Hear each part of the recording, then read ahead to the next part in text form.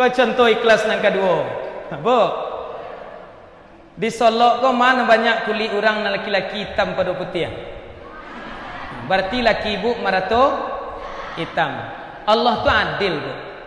Jangan tak mimpi le ibu pendapat laki putih. Bantu ibu saja. Allah tu magilah pasang-pasangan bu. Kalau nyo santiang bininya, santiang. Kalau nyo kayo bininya, kayo. Nyo seimbang semuanya. Mangko ikhlas-ikhlas manari mo. Bolang sekali lagi yo le ikhlas ibu tindak. Le ikhlas ibu dapat laki hitam. Le bersyukur ibu. Lah nikmati dan bahagiakan dan hitam-hitam tu. Karena apa? Ibu lah pernah pergi umrah. Alun lah pernah mencelik Hajar Aswad. Alun pernah mencelik Kaabah nan dakek le. Memegang Hajar Aswad lah pernah.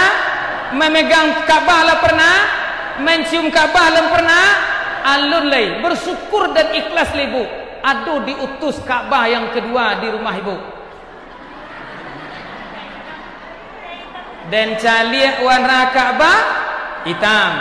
Dan caliak warna Hajar Aswad hitam. Dan caliak kulit laki dan hitam. Apa tentunya kayo pak? Kau nak sana tiap pak ajang bangi pak kambo pulang bekue. Mandaki jalan ka koto tua, basimpang jalan ka surau tarandam, lurilah jalan ka batu tabah. Bersyukurlah ibu kepada Allah, dapat laki bakuli hitam, raso mencium dinding Kaabah.